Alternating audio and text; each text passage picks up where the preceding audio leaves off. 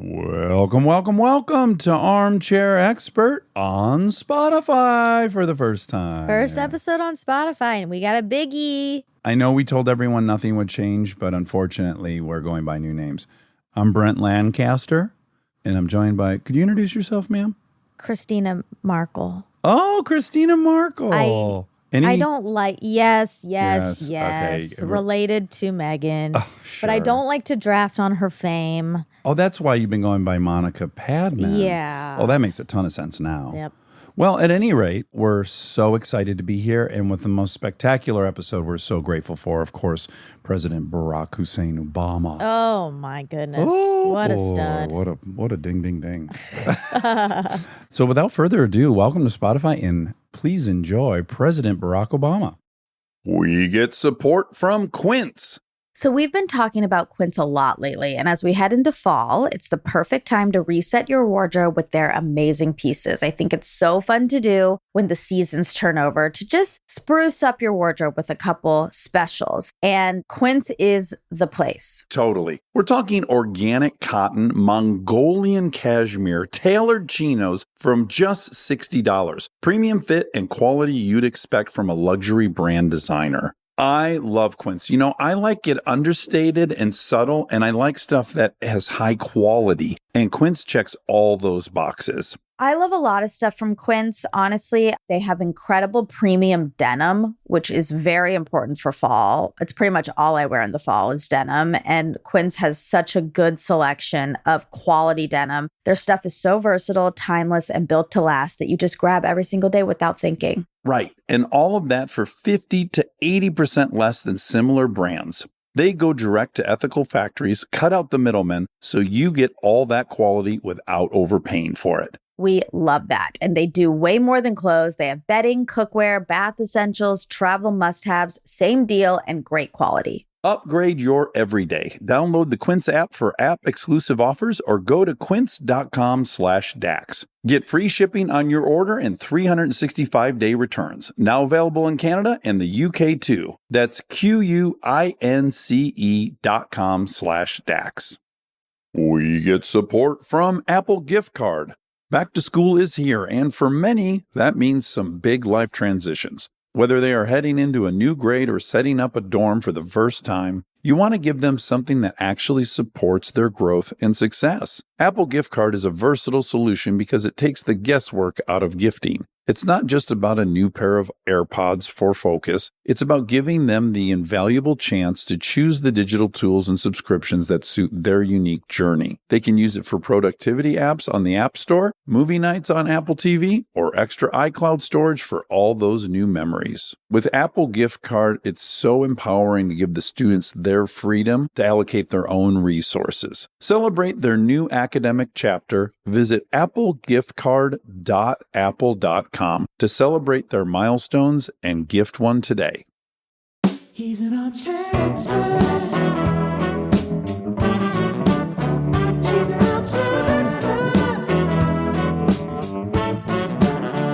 He's an armchair expert. Hello. Oh my gosh. Oh my Oh my. Where's the other guy? Yeah, he's coming. He's coming. lanky guy I heard about. Well, shit. Rob, just give it back to me, I guess.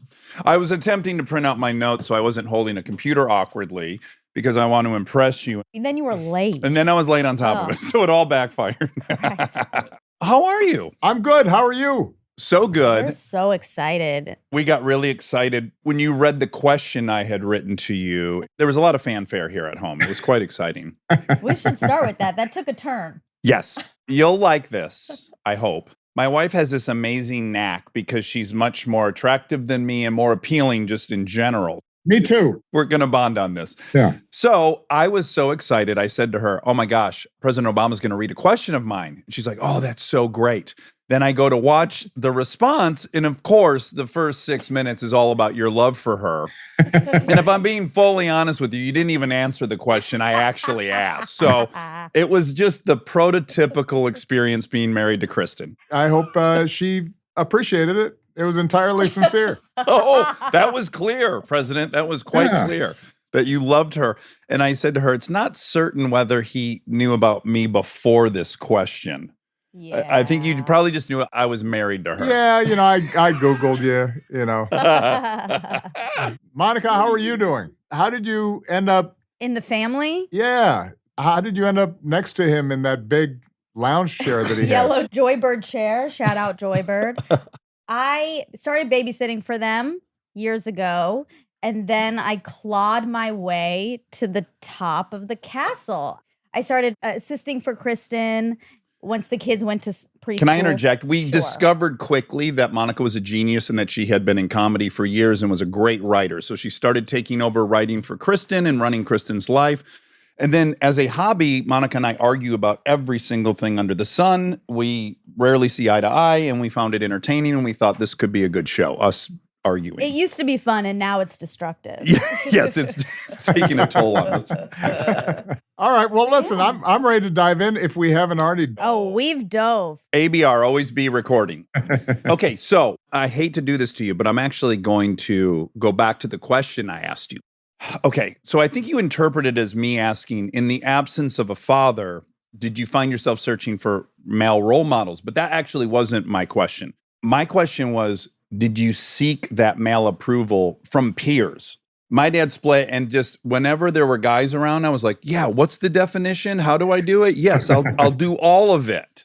It's interesting. And I wrote about this, that when I look back on my high school friendships, because that's when you really start thinking about this stuff. All my best friends from high school came from broken homes. And what I realized was, I think that we all kind of formed our own little tribe because we didn't have clarity about, okay, you're following that path. That's how your dad does things. That's how you're going to do things. So, I'm not sure that I'd say that we were all looking for approval, but I think there was this element of, we've got to figure it out on our own. And, in some cases, it was pretty typical stuff like, what's this whole opposite sex thing? Like, Sure. how does that work? A lot of it was sports. I played basketball, and, the obsession with sports and balls and running around and sort of physical dominance, that comes to play a part in it. I think it was a little bit different for me because I was growing up in Hawaii. There weren't that many black kids around. And later in high school, we had a few more. They were mostly older than me who befriended me. And most of the African Americans in Hawaii were in the military. And so I'd go out to these military bases where there were parties, and that had to do with issues of racial identity. But among my friend group, you had white guys, part Hawaiian guys, part Filipino guys. And so I had, in addition to trying to figure out how do you become a man, and we're all confused and don't know what we're doing. In that setting, I had this added thing where I also had to figure out what was mean to be a black man in America. So there, a lot of it was pop culture. Now, I'm dating myself. I'm a lot older than you guys, but it's like Shaft, or again, sports figures were really important. Muhammad Ali, or basketball players like Dr. J. And so you end up like, well, should I dress like that? Should I get the big afro? Do I need the leather jacket that kind of, goes down to your knees thing? Yeah, I say yes. It's 80 degrees outside. I'm not sure that's going to work. But I do think that the basic idea of trying to raise yourself, figure out what's your code, what's the right way to live, when you don't have an obvious template in your house, then you have to do more work, and it's kind of trial by error. And sometimes you end up looking stupid, and you have to kind of deal with it. Yeah, so I don't have a single friend from childhood that's not of a divorced home. I think we all got attracted to each other. And for me, in particular with my best friend, Aaron, we were giving each other everything. That's very masculine what you're doing. This is, do more of that. Ride a wheelie, jump that thing, light that on fire.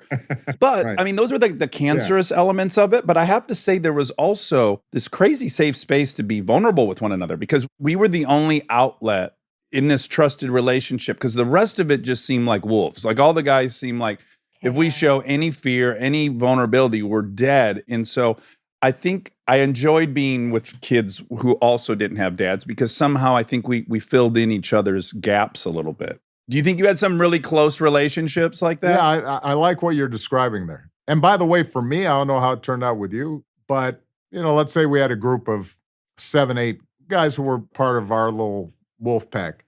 3 of them are still some of my closest friends. And I do think that sense that you could let down your guard, there was a sense of humor about it. Like you could tease each other about, if you really bombed out at a dance, you kind of walk across the gym floor and ask the girl to dance and she turns you down and you got to walk all the way back across the gym floor. And at least you think every eye is looking at you and you got a big loser L on your forehead, and you'd get back and the guys would be like, oh man, and they'd rib you. But there was also that sense of, yeah, look, that could have easily been me and joke about it. And there was a kindness there that sometimes is harder among men. Kindness is weakness. Yeah. And I think you're right that within that group, that's part of the reason we stayed friends even till now. Those are the guys I can still say, man, this thing really kicked my ass. And they can draw on that history of trust that you might not have with somebody else. Yeah, that the moment you're describing of walking back from the failure is such a visceral feeling for me, and Those girls are so upset right now. By the way, they're so sad they didn't say yes. But what makes the whole thing tolerable is the walk back where your friends are looking at you and you start smiling because you all know, oh my God, that was so embarrassing. And then now we're sharing this thing, and it's like the mirror neurons, like we've all been there. Oh my God, we suck. This is great. It's like the safety net, like that. Fun, embarrassing. Yeah, you know that, you're not alone in the process. No. And ultimately, look, I just have finished raising 2 teenagers. Sasha's about to turn 20 and Malia's about to turn 23. But when they were teenagers, I just used to always tell them, listen, nobody knows what they're doing. Everybody's completely confused. All the kids who look like they know what they're doing, I promise you, they don't. And the worst thing is if you don't have good friends who you trust and you can share and laugh with, that's when kids get in trouble, right? That's when they really feel alone because now they feel like they have to put on a front for everybody all the time. Well, you had to have experienced that. Well, first, I just want to quickly say, do you think you got more sway over those girls because of your accomplishments? Like, do you think they were more inclined to listen to you or just Absolutely not. Okay, good. I'm glad to hear that because I'm having the experience where they don't care at all. No, you're never a prophet in your own land. In fact, I am generally the brunt of every joke in my household, right? So Michelle, she's the top dog because they're scared of her. Mm-hmm. They should be. Michelle always says that you have to have at least one parent who the kids think is a little bit crazy and might actually kill you. Plausible threat of death. They know that I'm all bark and no real bite. So as a consequence, what happens is at the dinner table, the 3 of them just mock me constantly about, my big ears or my weird habits or fashion sense or if I mispronounce the name of some hip hop star that Sasha's been listening to, they all go like, what a idiot, So that's basically the vibe in my house. Well, my 2 daughters are they're judges on a makeover show, and I'm the result. So they basically just scan me at all times and point at, Dad, you're like, we were in Hawaii on vacation a month ago, and just one of them came over and just grabbed a hunk of my belly, just to let me know she saw. Big hunk hanging over. Thanks, hon. Did she do that publicly? Like, did people see? Of course, on a beach. So, yes. So there's just like a big jelly roll right in her fist. I was having a nice time until then. Okay, so I had that in Detroit, and then I moved to Santa Barbara, and I was so fucking lonely for a year and so lost and could not find that and was terribly lonely. But now in retrospect, I have to say, it was the birth of me committing to comedy, the birth of me starting to write prolific. Like all the things actually came out of me being very uncomfortable and lonely. Did that happen to you when you went to Occidental? Yeah, well, there was a little bit of a delay. So I go to Occidental College in LA. And for the first 2 years, I'm just kind of partying, Yeah. There we go. running around. And I end up making a couple of close friends, but a lot of it was just kinetic energy and hoping that nobody notices that I don't know what I'm doing or who I am or why I'm there. What happens then is about 2 years in, I'd had this kind of secret life, like I'd been reading books and stuff and trying to get a little more serious, but I didn't want to let on to people that this was happening. It's weak. And I sort of realized, you know what? I've got to go inward. I've got to do some work to figure out what really is important to me. What I'm doing with my friends only takes me so far. One of the things I also describe to my daughters is the fact that everybody grows at their own pace, right? And so when you're in high school, you kind of don't worry about it. But when you leave that comfortable environment and now you're in college or you're on your own, what you start noticing is, well, some people, they want to keep partying for a while. And that's how they're built. They haven't gotten to that point yet where they've outgrown that. And we've all had those awkward moments, at least I did, where, it's like, yeah, dude, I actually think I should do some homework here. And everybody's like, what? Man, you're changing and, you've become boring. And, so more of that was starting to happen. So I transferred to Columbia in New York, partly because I realized I've got to do this work, but it's harder if I'm staying with people who've seen me in a different mode. And then for 2 years, I just lived like a monk. I was terribly lonely. And I kind of became this humorless guy who's just reading Nietzsche and Malcolm X. And I had 2 plates and 1 towel. And if they wanted to go to a bar, we'd go and I'd start lecturing about capitalism and oppression and all that. And everybody's like, dude, we just wanted to hang out and talk about the Knicks or something, right? This is such a drag. Why don't you go home? So I had to go through that phase. And I think that we all do. You reacting and responding to your environment and trying to prove yourself and trying to fit in and get status. At some point, if you want to grow up and become an adult, you have to go inward and figure out what's important to me. What do I care about? What do I believe in? What's worth me working hard for? What's worth me sacrificing for? You have to start asking some questions of yourself about how did I end up being the person I am? How did my parents shape me? You've got to kind of be able to do the work to know yourself. And that can be a lonely process. It's not something that you can do as a group, precisely because everybody's going to be doing that kind of at a different pace and everybody's dealing with different demons and different hangups. This is where I'm going to do my big excavation. This is where it's going to get uncomfortable. I love Promised Land. I've been devouring it for the last week and a half. I absolutely love it. I relate on so many of these issues. I think primarily the single mother, stepdads, moving. Yeah. You explore the fallout of the dad going so much in your first book, and then, it's referenced. Yeah. But there's a lot of mom stuff, I think, there that I'm curious about. So one thing is, you explain the drug use. By the way, I was a epic drug user, now sober, but also partied like a motherfucker. So there's twofold. One was running from feelings I didn't like, which you said, Right. you kind of explained that with your identity stuff. But I think I have to imagine, because we share this, you were the golden child, right? Your mother knew you were the greatest thing to ever live. Yeah. Same here. I'm the golden child. My siblings hate me. 2 things gave me confidence. I'm here because of it. Thank God. But the pressure was enormous.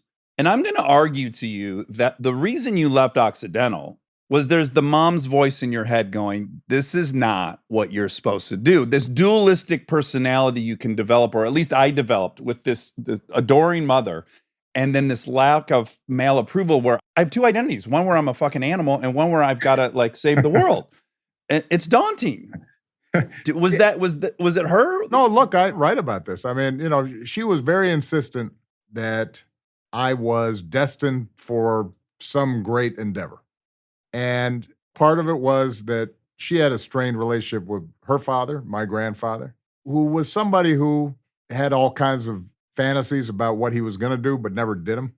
And so ended up at the end of his life being kind of disappointed with himself and bitter about that in some ways. And it created strains between him and my grandmother and my mom.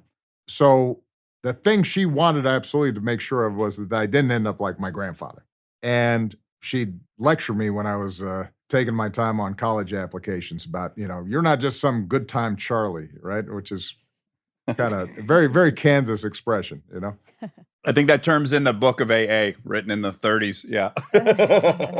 So yeah, there was something I wanted to prove to an absent father, and there was something that you wanted to live up to with your present mom. And, you never really completely get over that. There's always going to be that element that drives you. If you are perfectly well adjusted, you generally don't do the kinds of stuff that ends up attracting notice for good or for ill. You do something that's a little more conventional. And there's no doubt that my mother's voice in the back of my head was both a spur. That kind of unconditional love is also, though, what gets you through where you've screwed up and you're not living up to what you thought you might live up to, or you've disappointed yourself in some fashion. Having in the back of your mind, oh, you're still fantastic. You'll be fine. Yeah. Yeah. These are just youthful mistakes that you've made. That's also important. I mean, that's part of what the gift we give our kids is that sense that you count for something. And there's somebody in the world who thinks you're special. We had this, Malia has a close friend who we've known, they grew up together. And this is a couple years ago when they'd come back from college and Malia brought her friend over for dinner and we were just talking and she said, yeah, it's great being home. First of all, there's always food in the refrigerator, which is amazing. And there's like fruit that actually is, you can eat. Nourishing. Right. But then she said, yeah, and the other thing is you come back and like your parents listen to what you say and they actually think what you're saying is brilliant. You don't realize until you leave the house that not everybody else thinks. I tell my You're all kids this that all the smart. time. No one's going to give a shit about how you feel today. I'm the only person on planet Earth that cares. Yes. So that's part of what we give our kids. And there's no doubt that's part of what my mom gave me. So she died tragically. Yeah. Really young. Yeah. So did you have a fantasy or an illusion? And maybe this didn't come to pass because she did die before you did this, but did you have in your mind some fantasy that if you were to become president and you did the ultimate thing, you could finally take the yoke off and go like, oh, I did all the shit I was supposed to do to be perfect, and now I'm going to do whatever I want? Yeah, I got to say, Dax, I didn't feel that kind of pressure from her. I mean, I think some of that probably has more to do with my absent dad. Uh-huh. I felt I had to prove to her or live up to her expectations of me being a good man. Uh-huh. Uh-huh. But it wasn't like, she wasn't like a stage mom who was, No.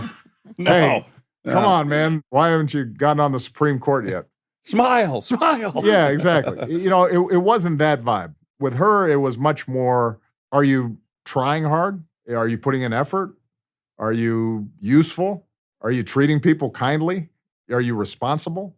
It was more homespun kind of stuff. So by the time, let's say a year or two before she passed away, where she kind of had a sense of who I'd become, and I was 30 by then, I wasn't some big success in the sense of, I'd gotten through law school. I had a job at a civil rights firm. I hadn't even run for elected office yet. I'd been a community organizer. Editor of the Harvard Law Review. You had some feathers in the cap. No. Yeah. But I guess what I'm saying is that at that point, what she had confidence in, I think, was, you know what? The guy's a responsible adult. He's not a jerk. Yeah. He cares about people. I'm proud of him as a person. I had kind of met the threshold there. And I didn't feel like if I don't get to be president by the time I'm 45, she's really going to be disappointed. It was never that from her. That was much more internal. And that's why I say I think it probably has more to do with me and my relationship to an absent father, I suspect. Do you think this constant search for identity even going to the basketball games and should I wear my hair like that? Should I do this? Do you think that ultimately taught you how to be universally appealing? We talked to Oprah the other day. I can't believe I just said that, but we did. no. Way to name drop there, Monica. Very, I Yeah. know. Let me pick that up. But I thought the same thing. Like I had that. Like I had a lot of searching for identity as like an Indian girl in Georgia, and I just like learned how to adapt to everyone around me. Yes. There's no doubt not only that it helped shape my personality and how I interact in the world, but it shaped my politics. Yeah. My mom is from Kansas. My father is Yeah. from Kenya. It is hard to find two more different places on earth. I grew up in Hawaii And Indonesia. and in Indonesia, and my sister is half Indonesian, and Yeah. her kids are half Chinese. You're a Wow. punchline to an 80s joke. I just don't know what the setup is. No, I don't. You're right. Right. So the ex-president walks into a bar, but by necessity, you learn to translate between different cultures. Like, Monica, I don't know if you're second generation, so your parents were first generation, but Yeah. if they were, then by necessity, you go home and you got dal cooking and Yep. you got cousins calling up and all that stuff, right? That's going to be different than when you show up at school and in Georgia, Absolutely. and you've got to figure out how to translate that and find a running thread between those Yeah. worlds. And there's no doubt that that was a central part of me figuring out, how do I integrate all these different pieces of myself into a whole? I don't want to deny these different pieces of myself. I don't want to feel as if I have to occupy just one side or another, live in one world or another. But in the world, those various components of yourself are in fact divided. Exactly. The classic example is you walk into the cafeteria and the black kids are sitting on one side and white kids are sitting on the other side. I don't know if you had enough Indian kids in your school to. Oh, I wanted to be so white. I She just was the wanted to be captain of the white table. I did the opposite thing. I did not try to blend. I was like, that's not me. Right. I'm not that weird foreign person. Yes, exactly. And look, that happens to a lot of black kids too, if they're growing up in predominantly white environments. I think partly because I'd grown up in Hawaii, I was more sensitive or suspicious of that strategy. The idea that I'm just going to integrate into that world didn't feel right. Yeah. But that's part of the reason why, for me at least, once I got out of school, I attribute a lot of my decision to become a community organizer, to move to the south side of Chicago, to work in predominantly African-American low-income communities, was not only had I been inspired by the civil rights movement, but what I realized was, look, somehow, if I'm going to make myself fit together, my work has to be figuring out, how do we make an America that fits together? Yeah. And that needs to be part of my journey, is this process of how do we perfect our union a little bit more? How do we make it less divided? And I also think that it was important for me to immerse myself in an African-American community on the mainland, so that coming out of it, now I felt whole. It was like, all right, I've hung out with the Kansas mom and grandparents. I've got these amazing, loving relationships in urban Chicago. I've gotten to know and been known by people in all of these worlds. And if I can make smaller communities of mine work, then maybe I can be part of trying to make our larger community work. I got to say, the apex of that for me was watching you on The Barbershop, where you're looking at like the most prototypical hyper-masculine phenom of physical ability, LeBron. You have hip-hop artists. I mean, these are all like cornerstones of Black culture. And then the dude with the most swagger in the conversation was you.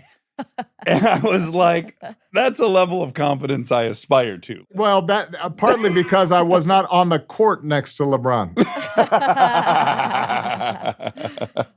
I'll tell you, one of the perks of being president is basically, you can invite people to the White House, they show up.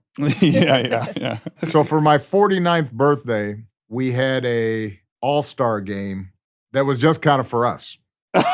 Oh, that's great. LeBron came and Dwayne Wade and Derrick Rose, who was from Chicago, and we had all these amazing NBA players, and then each team had 3 NBA players and 2 amateurs. So all my high school friends I was just talking about, they came over. Oh, how fun. Oh, wow. That's a simulation moment. Yeah, exactly. And so we had this round robin tournament, and we had these wounded warriors who we invited to watch, and we signed autographs and gave shoes away afterwards. But having LeBron suddenly guard you, this mountain of a human, you never feel so small and weak when he suddenly is picking you up full court. You just pass the ball or hand it to him. Say, here. You can have it. I'm not worthy. Yeah. Oh my God. You know what's funny is there's a scene in your book, Promised Land, where you are trying to get the endorsement of, I think, some firefighters. So you're playing a game of pickup and a guy on your staff is insanely good. And you're whispering to him hey, we can win, but let's not humiliate him. We need their endorsement. Do you think this conversation happened behind your back? Do you think LeBron pulled someone aside and said, hey, we can win, but don't embarrass the president? No. Look, it is a given that they were all playing at half speed, not even 3/4 speed. So that's a given. But as I said, sports was this central part of my life, even though I was never as talented enough. I figured out pretty early I was not going to be an NBA player. But I will say this, team sports, at least at its best, is a great equalizer. Now in high school, our sports teams, there were the coaches' favorites, and there was some politics behind the scenes of the kid, the wealthy benefactor who somehow got a little more playing time than they deserved. And there's some nepotism and patriarchy working, and et cetera. But basically, when you were on the court, it was how did you play rather than who you were. And it's interesting, my daughters were both involved in sports. They didn't aspire to be Serena, but there was that sense of team sports at its best can give kids that sense of being part of something that's bigger than themselves and teach them to work hard and deal with disappointment. And it's a meritocracy, though. You're good or you're not, Exactly. And so I kept on playing basketball all through the presidency. I quit right at the end because I was getting to the point where I was definitely the worst player on the floor. I was a little too proud. And I also didn't want to blow out my Achilles tendon. Stay tuned for more Armchair Expert, if you dare. We are supported by Walden University. You know that feeling when you've been thinking about making a move, going after the degree, the promotion, the thing you keep telling yourself you'll get to someday? Walden University is built for that moment. For over 50 years, Walden has helped working professionals get the W, the knowledge, the skills, and the confidence to create real change in their careers and communities. Their programs are designed around your life, not the other way around. With Tempo Learning available in select programs, there are no rigid schedules or set weekly deadlines. You move at your own pace. And Walden's faculty aren't just academics. They're practitioners who bring real-world experience into everything they teach. From your first class to career coaching and beyond, Walden is your partner the whole way. Take the first step and learn at a pace that works for you. Visit waldenu.edu. Walden University. Set a course for change. Certified to operate by Chev.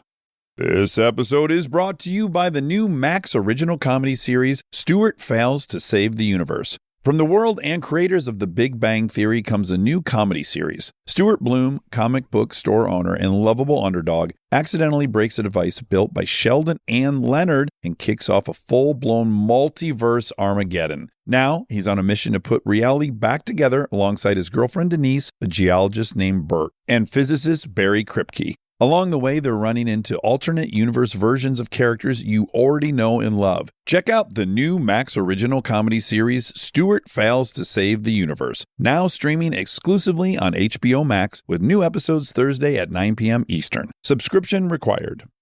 This episode is brought to you by SoFi, the all-in-one finance app where you can bank, borrow, and invest all in one place. Let's talk bank accounts for a second. The average bank savings rate is 0.39% in interest. You're earning pennies on your savings, but it does not have to be that way. With SoFi high yield checking and savings, the money barely making moves sitting in your savings account can earn over 8 times the national average savings rate with eligible direct deposit. No account or overdraft fees, which feels rare these days. You can get your paycheck up to 2 days early, perfect for getting ahead of a bill or grabbing what you need right when you need it. Plus, get up to a $300 welcome bonus when you sign up with eligible direct deposit. Sign up for SoFi checking and savings at SoFi.com/armchair. SoFi checking and savings is offered through SoFi Bank N.A. member FDIC. Terms apply. This episode is brought to you by ServiceNow.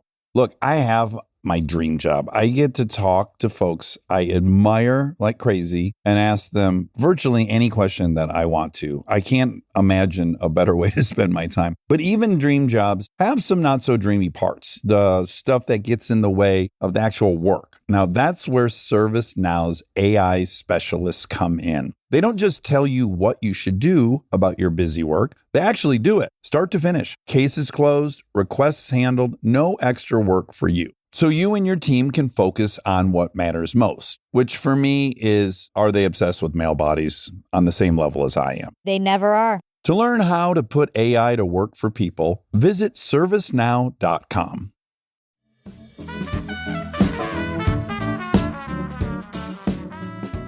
We got to bring this up. We have to. So if you're anything like me, I don't want to be recognized for any of the things I'm good at. I actually just want to be recognized for these things I wish I was great at. So knowing you love basketball was the greatest moment of your whole life on the campaign trail with Biden. President Biden's. And you picked up the ball and just drained a three, just so casually. And then it made the rounds on all the outlets. Was that your greatest moment? Well, you know, at the risk of not sounding artificially humble, I mean, the truth is that I had hit some shots like that before. Okay. So the first time I campaigned, I took my first foreign trip and we went to Afghanistan and Iraq. And before going into Iraq, we staged at Kuwait. And I walked into a gym with like 3,000 troops in shirt sleeves. And one of the soldiers tossed me a basketball and said, "Let's see your jumper." Uh-huh. And CNN was recording it. And there was nothing but net, brother. Oh, baby. Oh, baby. Oh, so you've been down this road before. Okay. Yes. This was not a unique moment. I hit the big shots. That's what I do. Oh my God, Like Jordan in North Carolina. Like Jordan in North Carolina. Yeah, we got in a big fight. We got about in a this. fight. I was critical of you. I was like, you can't look that cool while you're trying to help your buddy Biden. And then he just had to go like, great shot. And I was like, And I said, that's fine. He liked it. You guys are best friends. Well, yeah. And he Joe and I enjoyed are it. buddies. No, he was basically on a date. He was on a date in front of this dream girl, and you did that. No, listen, the best part of that shot was if you go back and you look at the video, there's a young woman in a mask who's under the basket, and she's the one who gave me the pass. Yeah. That is Joe Biden's granddaughter, Maisie Biden, who was one of Sasha's best friends and still is growing up. Because No they went to the kidding. same school. And I coached those girls when I was president, the Vipers, in their fourth grade rec league team. Oh, my And God. Maisie was like the LeBron of the league. I mean, she dominated. She was great. And we went undefeated. The Vipers ruled. So things went full circle. Part of the reason Joe didn't mind was because his granddaughter, She got an assist. she got the assist. She dropped the dime, man. Yeah, she did. She put it right in your hands. She did. It was right there, and all I had to do was just finish. Oh my God, it's so funny. Okay, one thing I want to talk about. I've been projecting too much, but I'm gonna try one more tact with it. Was there a weight of being the eldest male with this single mother? I felt at times for me, I was a partner. Yes, there's no doubt that you grow up with a single mom. It's probably more acute if you're male and you're the oldest. That sense pretty early on that, all right, I've got to be the proverbial man of the house. That's right. Yeah. And I think that sense of responsibility kind of carries over. And there are times where it can make you insufferable. I mean, if you talk to my sister, who is 9 years younger than me, when I think back, because she was 9 years younger, you think about it, I'm like 21 and she's 12, right? And I'm like, turn off the TV. You need to be doing your homework. Yeah. She probably suffered from me being overbearing in certain ways. And because she's a wonderful person, she has forgiven me. It was probably good practice for me being a dad. By the time my daughters came along, I could kind of remember, don't be so bossy all the time. But yeah, but there was also a weight to it. That sense of, all right, I got to handle my business. Certainly, at minimum, you didn't want to be the burden. Yeah. With all the stuff your mom was dealing with. You didn't want to also then be the person that she's having to deal with and clean up after. We were interviewing Common, Chicago native. Another name drop. Common.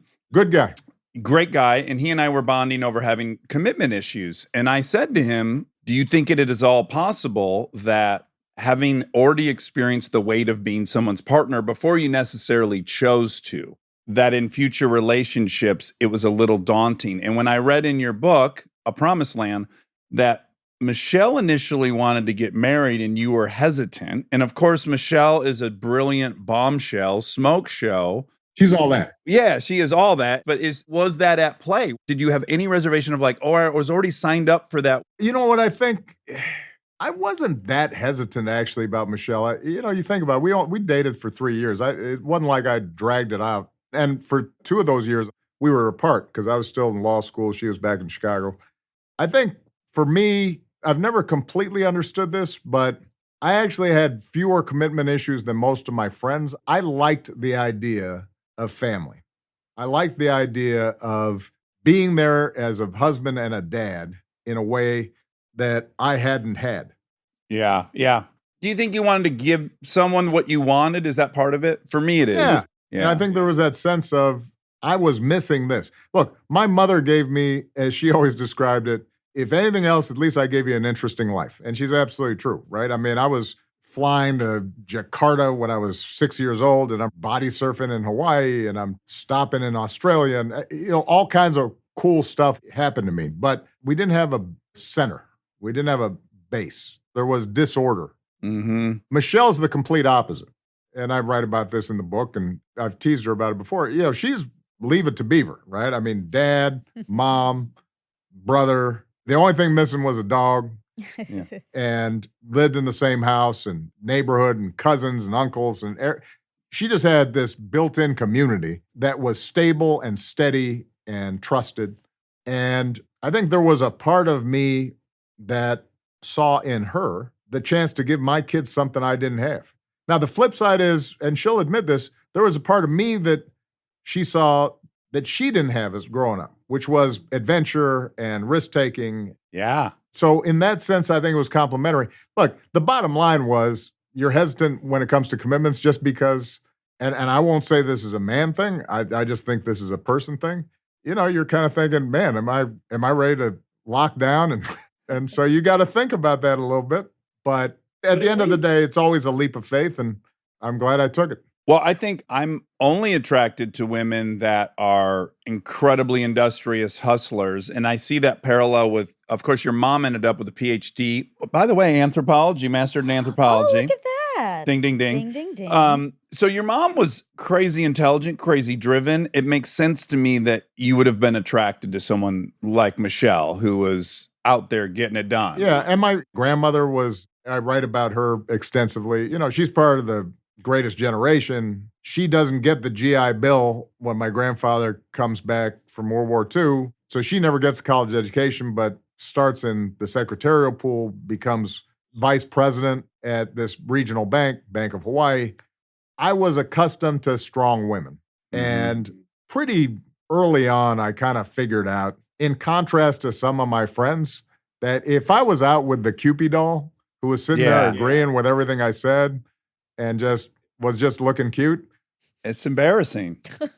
After a while, you just be like, that moment where you're at the dinner and you're just trying to keep the balloon in the air. That's right. That's right.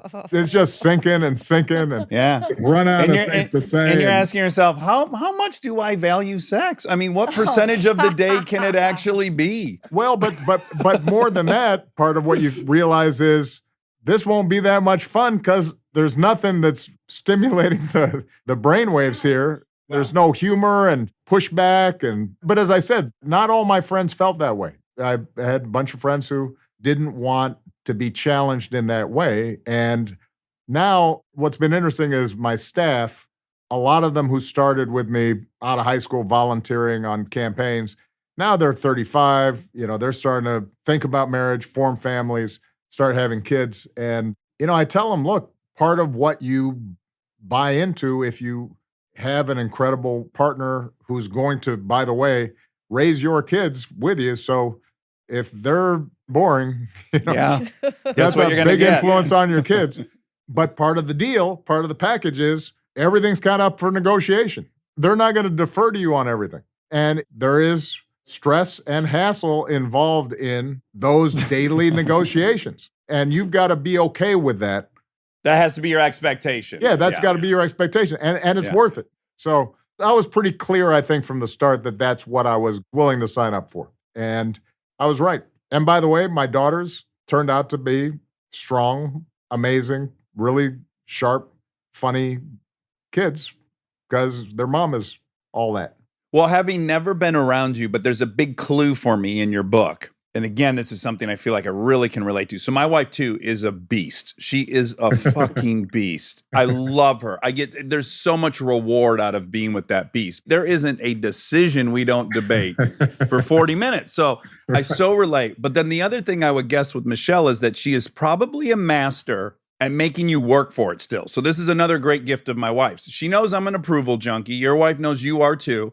And she just gives you enough to keep you on the treadmill, but it's just not a given. Is that a good guess? Not only do you have to work for it, she's taught my daughters to do that. I know they love me, but but maybe not permanently. yeah, I mean, there's always the possibility that if I really screw up badly, it could change. Yeah. They may pass on you at some point. It's not clear that it is, in fact, unconditional. It may be conditional.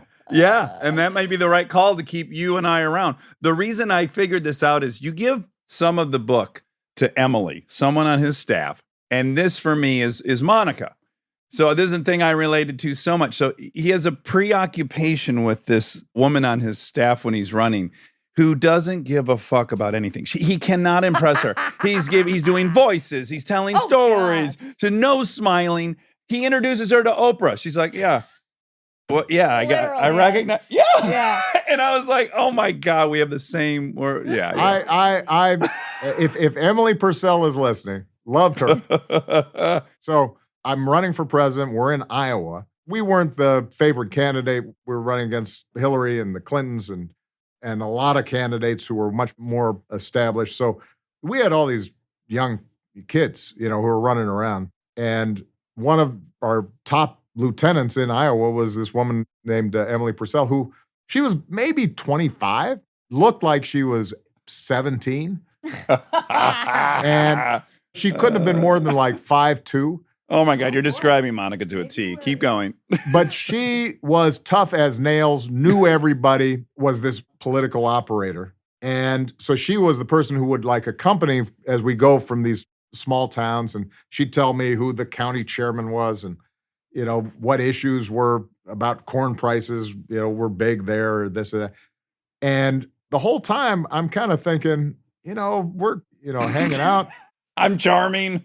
I'm charming. I'm going to joke around and so that she's not so mean to me about me making my donor calls. Nothing worked, man. She was impassive. So I tell the story in the book about finally, there's this big speech I give in Iowa at the Jefferson Jackson dinner where all the candidates appear. And I really nailed it. By acclamation, I just killed this speech. It was perfect. And it kind of gave us this huge momentum going into the final days before the caucus, which is sort of the primary in Iowa. And a friend of ours goes up to Emily and said, "That was great, wasn't it?"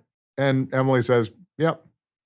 And the friend says, well, you don't look very excited.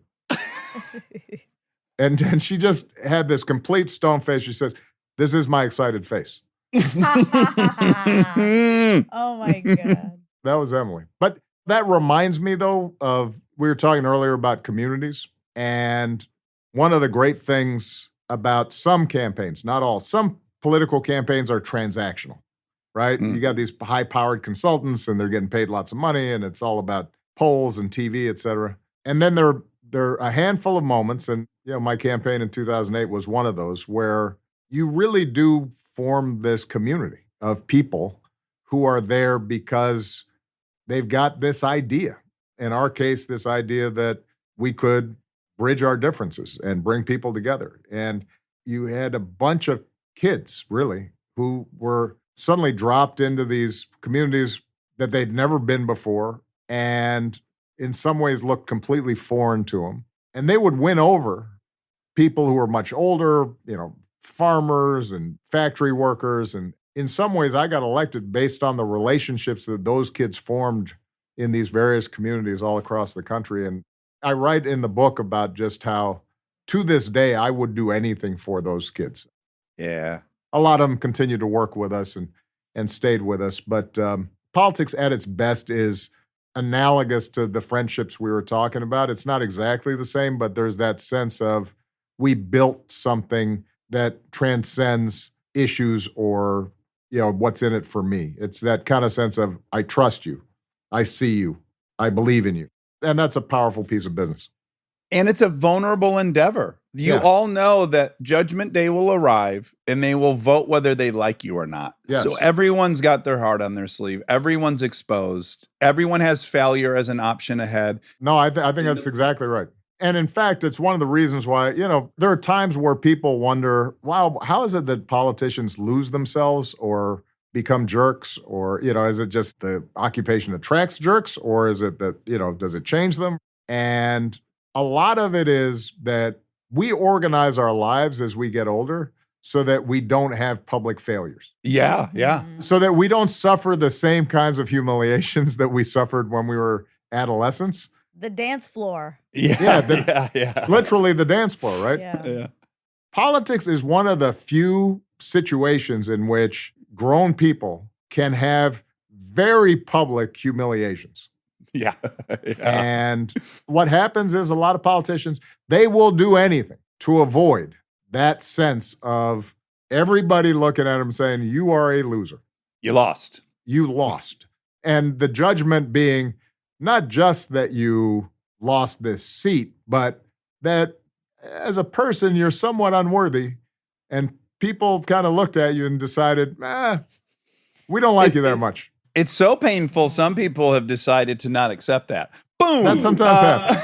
Okay. All I want to say is your book is phenomenal. A Promised Land. I really, really love it. I was more ignorant about your story than I would have guessed I was. I didn't realize how circuitous your route was there, that you weren't a great student, that you weren't student council. I love that stuff. I love that you took moments, you took risks, you listened to people. People in the Senate said 8 more years in the Senate's not going to make you a better president. And most importantly, I want to say your willingness to give credit is admirable, and I applaud it. So much of the book is you deferring the accolade to the people who built this thing with you. And it's really impressive. No, I appreciate that. I tell you, just kind of closing thought on this, because Monica's so young, she maybe can't fully appreciate this. I'm not as young. I'm like an Emily. Can I point something out? Fast math. We're all 13 years apart. I'm 13 years younger than you, and she's 13 younger than me. There's some symmetry here. Well, there you go. She's a baby, and you're not. You're grizzled. Yeah. But here's the thing that I've found as time goes on, and you look back on life. People who've had some measure of success and don't both recognize the degree to which other people were responsible for that, as well as just pure luck. I don't trust those people. Like if I meet, some big CEO type and they start explaining how they worked so hard and nobody gave them anything and blah, blah, blah. It's like, either you weren't paying attention or you're lying to yourself. Because the truth of the matter is that we're all products of circumstance, environment, family, and a lot of luck. And sometimes, we get breaks that we didn't necessarily deserve. And sometimes people are just generous to you and help you in ways that there was no reason for them to do it other than they just did the right thing or saw something in you that you didn't see in yourself. And so much, I think, sometimes of our, not just our politics, but our society that is skewed or screwed up has to do with people not seeing that, thinking that somehow, no, it's me, it's I did this, I earned this. And if things didn't work out for you, it's because some major flaw in you. And a dose of humility is a useful thing. Well, we appreciate you so much. There was about 96 questions I didn't get to ask you, so I do pray we get to do this again. And we'll on come that back note, for volume 2. Okay, volume 2. And then on that ending note, I would not be sitting here without Monica Padman. I'm nothing but a failed movie director without her. So thanks for bringing that up. Way to go, Monica. I hope you embarrass me on a basketball court someday when I'm trying to get some attention. I look forward to all of it. We'll get out there. All right, man. All right. Thank you. Thank you so much. Take care, guys. Bye. Yeah. Stay tuned for more Armchair Expert, if you dare. This podcast is brought to you by Squarespace. We've talked before about Rob building our website on Squarespace, and I bring it up again because it's a perfect example of what they do well. Rob had all the pieces, the content, the vision, the ideas, but he needed something to actually take all that and make it public facing. And Squarespace was that bridge. Maybe you're in the same spot. You've been developing something, a business, a skill set, a body of work, and it's been private. It's been yours, but at some point you're ready to put it out there, and that transition from private to public can feel like a huge leap. Squarespace makes it feel like a step. Beautiful templates, built-in SEO, email campaigns, scheduling, analytics, everything you need to go from I've been working on this to here it is, come find me. All in one place, no code, no stitching together a bunch of different tools. So if you've been sitting on something and waiting for the right moment, this might be it. Head to squarespace.com/DAX for a free trial. And when you're ready to launch, use offer code DAX to save 10% off your first purchase of a website or domain. With the Spark Cash Plus card from Capital One, you earn unlimited 2% cash back on every purchase. And you get big purchasing power, so your business can spend more and earn more. Living your best life means being extra where it counts and skipping the extra where you don't need it. Like in your cleaning products. That's where 7th Generation comes in. Their bio-based cleaning power delivers a powerful clean with nothing extra in the bottle. Need a dish soap that cuts through the tough grease? A detergent that tackles the worst stains and odors? 7th Generation handles it all without any dyes or artificial fragrances. Real clean doesn't have to come with a long list of add-ons. Upgrade to a powerful clean without anything extra. Look for 7th Generation dish soap and laundry detergent wherever you shop for your cleaning products. Being a serious business owner takes hard work, patience, and a drive to keep moving forward. So it's important to find a serious business card that goes the extra mile. With the Venture X business card from Capital One, you earn unlimited double miles on every purchase. And with big purchasing power, you can spend more and earn more. This is your sign to take your business to the next level. The Capital One Venture X business card. What's in your wallet? Terms apply. See CapitalOne.com for details. And now my favorite part of the show, the fact check with my soulmate, Monica Padman. Good evening. Good evening. You are off on a luxury vacation. 2 nights. That's right. 2 days. Currently, in the future. Mm-hmm. Well, you're on this vacation when this airs. That's right. So it's in the future, but it's also currently. Oh my gosh. It's both things. Time and continuum. You're on a 2-day I'm vacation on a with girls' trip. There'll be wine. There'll be massages. That's right. There might be some poolside lounging, some gossip. God, I hope. I hope. Yes, I'm waking up early tomorrow morning to drive to, I'll shout him out, Ojai Valley Inn and Spa. Yeah, I don't think they need any help, but let's give it to them. I don't either. It's impossible to get a room there. I know. I've tried so many times last minute. It's just never a go-to last minute. You can't do last minute. It's not a hotel for procrastinators. And they'd probably be proud to say that. Yeah.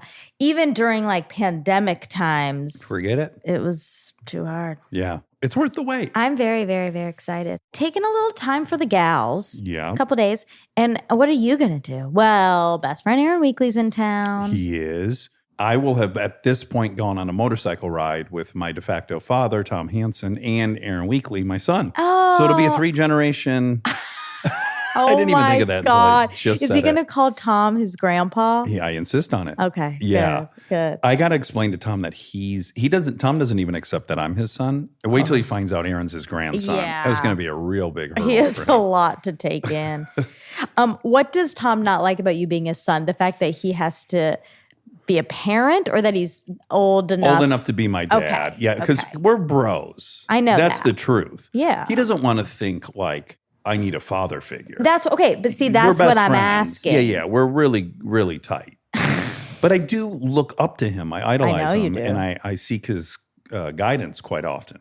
Yeah, I understand. I'll probably pal around with some 46-year-old dude when I'm 71, and I'll be like, "Don't fucking call me your dad. I'm your peer." Okay, fast math. How old is that kid right now?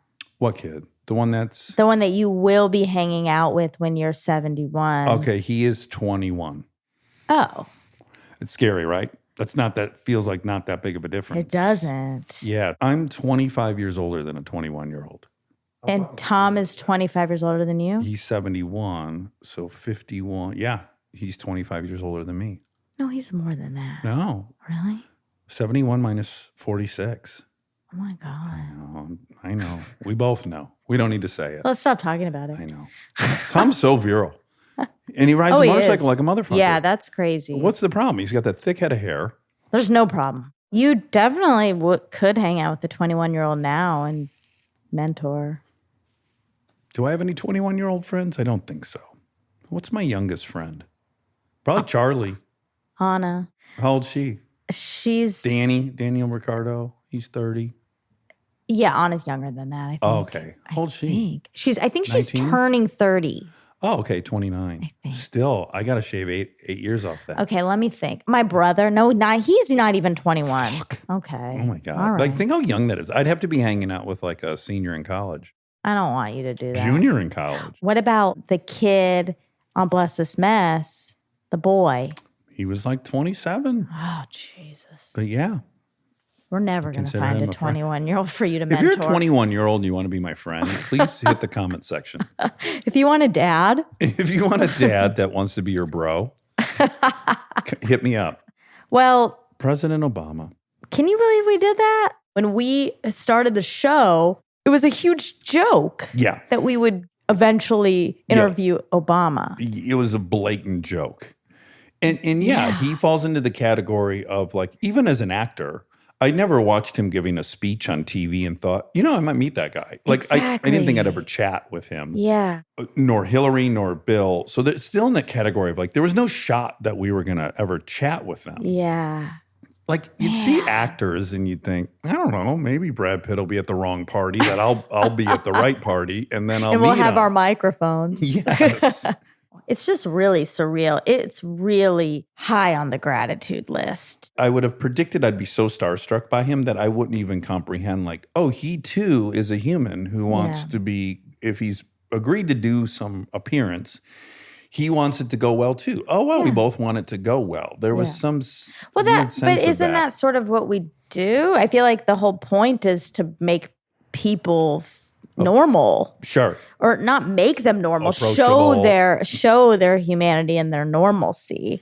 Yeah, maybe that whole thing is, it's not appropriate to say. Well, I think it's appropriate to say it's when you have these larger than life figures and then immediately they become a person in front of you. Mm-hmm. It makes you feel a little bit more confident or capable or something.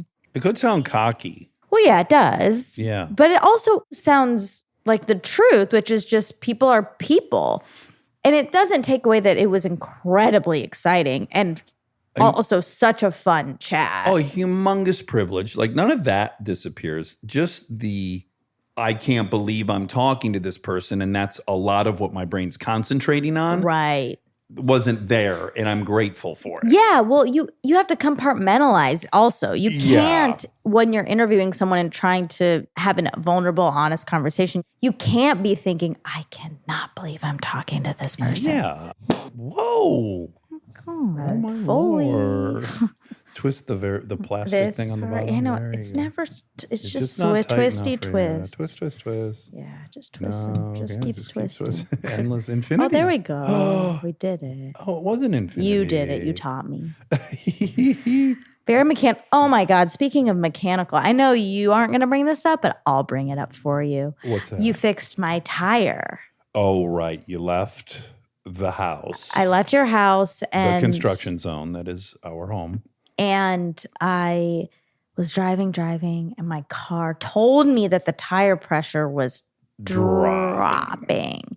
And it was also exciting because I've never had a car that tells me that. Yeah, you just got to wait till you lose control and go, oh, I think the tire must have been flat. Well, often what happens is people will honk at me. Oh, okay. And they'll be like Right, pointing and making a bad face, like, yikes, you better be careful. And do you think you, in those times, think, oh, I left my gas cap off? First, I'm annoyed that Yeah. anyone's honking at me, and I look at them with a mean face. Yeah, and roll your eyes. Yep. Mhm. And then they look scared for me. So then I soften a bit. But I'm still on guard. Okay, good. And then they normally tell me, like, flat tire. Oh, uh-huh. And I say, oh, thank you. And then you ignore it. Yep. Yeah. Then I keep driving. Yes, until you get to where you and want to then go. it's rattle. I can hear metal on the ground. It gets worse and worse. Yeah. But this time, You called me and you said, my light's on. yeah. And I said, immediately turn around and come back to the house Yeah. before it goes completely flat. Then you're going to need to pull the whole wheel off That's at right. your apartment or have fucking Triple tow A, truck come or uh-huh. something. Yeah, so you came back to the house. We got my plug kit. Yeah. We located You the- have so many gadgets. You gotta. I mean, Yeah. you do gotta, because we all have car issues and you're in charge the of only fixing guy them. in town that Yeah. knows anything about cars. Now, the tricky thing for people who have plugged a tire is generally it's easy. You find the nail. We found it. You pull it out with some needle nose pliers. Could not do that. It was so stubborn. Got some channel locks. Got everything. Wouldn't come out because weirdly the backside went through. Exactly. And the sharp end was the one sticking out. So strange. People won't like this. But I was like, well, the only way we're getting a plug in there is I'm going to push the nail into the tire. People won't like that. No, you shouldn't have a nail rattling around the inside. of I your haven't wheel. heard anything. It doesn't matter. Yeah. But people won't like that. Oh, I'm sorry, people. Okay. So anyways, I was like, well, it ain't coming out. So I'm pushing it in. Yeah. Kind of like a wine bottle cork. Oh, I see. Yeah, Yeah. people won't like that. Right. Some will, yes. But we're the type that'll just drink that wine Of with the course. cork floating in there. Of Who gives a course. shit? So I pushed it through. It dropped in. And then I plugged it. Anywho, by the way, the tire on your car is a few $100s. I know. And it's a new tire. I know. The car's only got, 4,000 or 5,000 miles on it? Okay, tell people about the sticky straws. Well, okay, so first what you have to do is you want to make the whole kind of uniform. So you put this piece of metal in there, steel, that is really coarse on the outside, and you pop it in and out, in and out, and out. You scuff it all up really nice, so it's kind of a uniform diameter. Then you take this thing that looks just like a pipe cleaner, but it Yeah. seems to be made out of tar. It's like gooey. Yeah. And then you stick it in this incredible tool that has an eye like a needle. And you thread this gooey thing into the eye of the needle, which is the hardest part of the entire process. And now you have a handle with like a screwdriver coming out, and then perpendicular is this piece of tar pipe cleaner. Yeah. And then you just ram that into the tire. Yeah. And now you jerk it out as fast as you can, so Yeah. it'll break free from that eye. And now you have two little doodads hanging out Yeah. the previous hole where the hole was. Uh-huh. Then you take a razor blade and you cut off those doodads. I watched all of this. By the way, start to finish, we were there for 4.5 minutes. Well, yeah, the long part was nail. trying to get the nail out. Mhm. But yeah, the actual sticky straw part was quick. And it was really exciting. We had you aired up yeah. and on your way. It was real quick. And so far, so good. Oh, it's going to be fine. I plugged I told you when that happened, I've saved conservatively $4,000 Wow. in my life. I've plugged at least 4 Why big don't tires they do that when you because have? they want to sell tires. Ah, Yeah. wow. Now, people put in the comment section, you shouldn't plug the sidewall. Okay, right. I didn't plug the sidewall. But they're fine. I don't think our people are going to say that. I've had people correct me on mechanical stuff. Really? In the comments. Yeah. Yeah, yeah, yeah. Wow. Well, anyway, it really was so helpful. I was very grateful. Just like I was grateful to Obama, I was grateful to you because you know how to do that kind of thing. Much smaller And I would have task. spent so much money. Like if he And knew you time. would be impressed with both of us, and all he had to do is learn how to plug a tire instead of become president, don't you think he's regretting it now? Like, oh fuck, I shouldn't have gone through all that Rhodes Scholar and all that BS. Yeah, he's upset. Anyway, I just feel, really just grateful to the Armchairies that they have given us a show that has led to this moment. That is which 1,000% right. Yeah. I'm so glad you said that. Yeah, if we didn't have as many listeners as we have, who are also smart people who spread good information and who buy books and read them, like Yeah. if that wasn't our base, we wouldn't be a place he'd come. Yeah. So thank you, Armchairies, for this gift. Now, my goal was certainly not accomplished. It's not like if I run into him, I can call him Barry. There's many more Yeah. steps. We have a ways to go. Yeah, a couple more. My, of course, hope was that by the end of this, like, I think I'm going to be calling him Barry. Your expectations are so high. You got to set him high, Well, that's true. even if they're jokes. What do you mean? Well, our joke was, let's get Obama. Oh, for God, 3 you're years. right. Yeah. Ooh, I'm gonna float this idea out there. Okay. You and I both had some serious thought about when we found out. Like this works the same way every time, and it's just as exciting each time. Monica sends me an email always going, "You're not gonna fucking believe this." Uh-huh. And it'll be like a forward of someone saying, Reaching out. on behalf of President Obama. Then I call you, and we're giddy little children. Uh-huh. And then I like that, what you did. I know what you did. Thank you. Yeah. Yeah. And then we said, well, as exciting as this is, it also is dangerous to get everyone you want. Because Yes. then you're like, What's next? What's next? Yeah. And then we quickly concluded, well, there really isn't a next. Yeah. So then I said, what if we flip this bitch right on its head? Yeah. And now we start interviewing Villains. Kim Jong-un, Uh-huh. Vladimir Putin.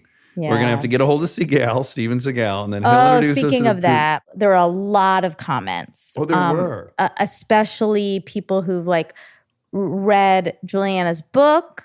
I mean, when she talked to us, there was definitely a lighter touch, a lighter attitude. And so we were making jokes and stuff. But I think in the book, it is more serious. And he really took advantage of a lot of girls, women. Oh, okay.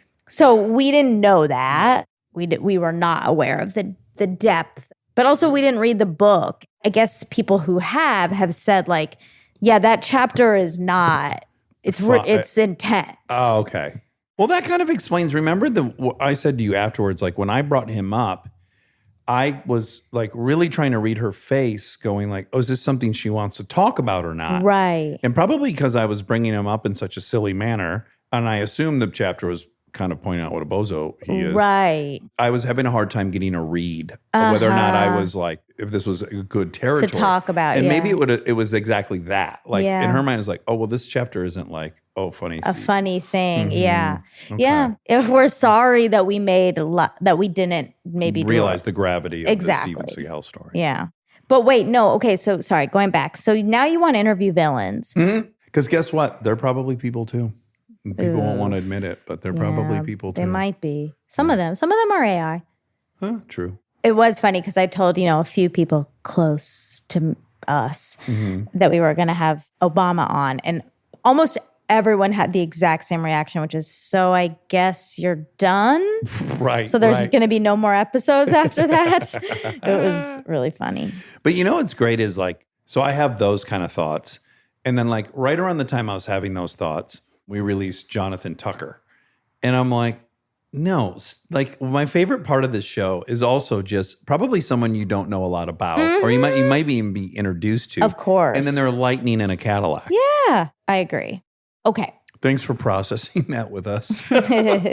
Well, I do want to say one thing. Criticism. No, look, Okay. you could look at it that way. I am not. It's not a criticism. And I don't know that you actually like the story. I've told it.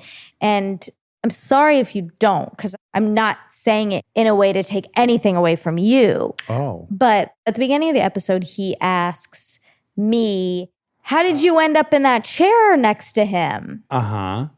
And, we go through the little origin story. And then I start thinking about that. Uh-huh. And I kept thinking I should have said, well, I put this chair here. Uh-huh. Yeah, I heard you say this to Kristen. Yeah, and then I told that to Kristen, but I thought you were there, and I didn't know if that story made you upset, and I don't want it to at all, because I'm not saying it to take anything away from you, but I'm saying it as in well, I wasn't invited here as a guest to co-host. Diversity hire? Yeah, exactly. I wasn't, Yeah, so I heard you tell that to Kristen, and Kristen loved that response. And I saw you guys share a moment that was very girl powery, which I liked. And then hours later, I thought about it again, and I thought, also not fair. It's such a legitimate question. I've been doing movies for 20 years, and everyone knows why I have a podcast. My part is quite clear. You're 33, and he wants to know how we have this relationship and how you're the co-host of a podcast. I think that's a totally normal question mark. And I think if Aaron Weekly was sitting in the chair next to me, I don't think it was male, female. I think it was, you weren't famous, now you're famous. How did that happen? That's how I interpret it. I don't think it had anything to do with fame. And I also don't necessarily think it had anything to do with gender. I'm not saying it did. I think he was asking what led to the circumstances that allowed you to be here. I mean, that's the interpretation, that's my interpretation. I looked at it very much as when I was on Punk'd and people would say, how'd you get on Punk'd? Where did you come from? What is the thing that led to you being on this prank show? Were you improv? Were you a comedian? Were you, it turns out I did improv. I wasn't offended. I'm not. No, I know. I don't think it's that.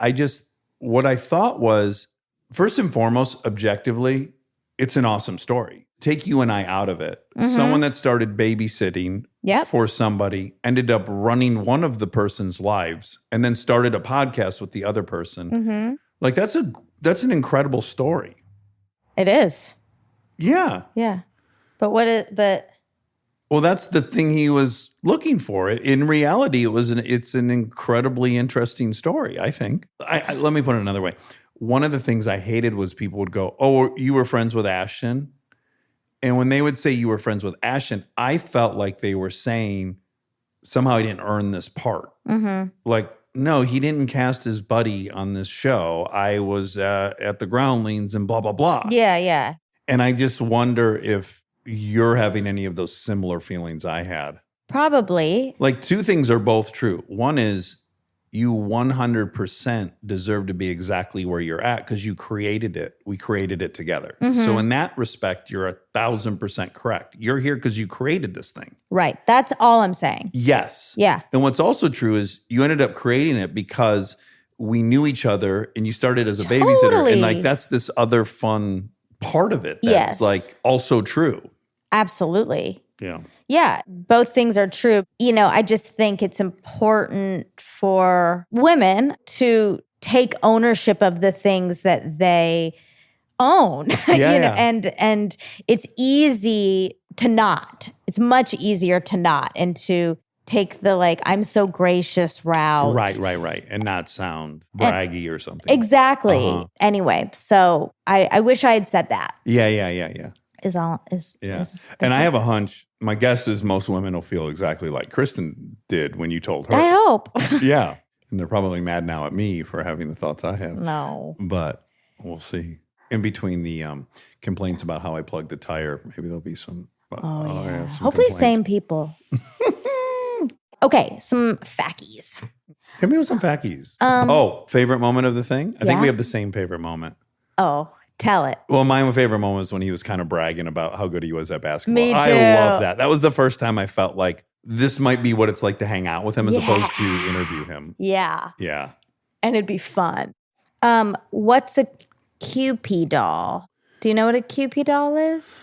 It's a word my mother used a lot. Am I saying it right? Cupid doll? Yeah. Yeah. Okay. I think it was a little popular toy in the 50s. It was a brand of dolls and figurines that were conceived as comic strip characters by cartoonist Rose O'Neal. The illustrated cartoons, appearing as baby Cupid characters, began to gain popularity after the publication of O'Neal's comic strips in 1909. And O'Neal began to illustrate and sell paper doll versions of the Cupies. The characters were first produced as bisque dolls in Germany beginning in 1912 and became extremely popular in the early 20th century. Well, so they predated even my mom's childhood. When did the GI Bill pass? He mentioned his grandma and didn't benefit from it. That was June 22nd, 1944, signed by FDR, which provided veterans of the Second World War funds for college education, unemployment insurance, and housing. How old was he when his mom died? Do you want to do some sad math? Yeah, sad math. Okay. She died in 95, Okay. November of 95, and he was born in August. Ding, ding, ding. Of 61, Yep. 49, 44. He was 44 when she died. Whoa. And he's the 44th president. Fucking. Nope. He I did it couldn't have wrong. been 44 because, 39 minus 5, 34. okay. Yep. Yeah. 34. I fucked that up by 10 years. It's okay. We'll move past It's it. not great. Cut out the part where I erred. I'm teasing. Keep it honest. That's the only way it'll be impressive the times it We're works. honest. That's really it. Obviously, there wasn't that many facts. He's so cute. I mean, I almost said I wish he was my dad, but I don't because I love my dad. But I wish he was also my dad. Don't you want him more to be your husband is the vibe I get? I wouldn't mind that. Yeah. Well, even like it was really fun because we finished that and then people came over that night. So we were all on the deck that night. Yeah. There was probably like 12 of us and people were asking how it had gone. And I overheard you a couple different times like, oh yeah, he's so hot. Like I heard he's so hot. Sexy. Oh, so sexy. Yeah. Yeah. Even better than being He called is hot. sexy. Yeah, you were saying how sexy he was. Yeah. Yeah. And all the other girls were like, yeah. Yeah, we love him. We love him. We're grateful as all get out. All get out. Thanks for building something that would lure the president. Thanks for including me. Mm. It can be both. It can be both. Love you. I love you.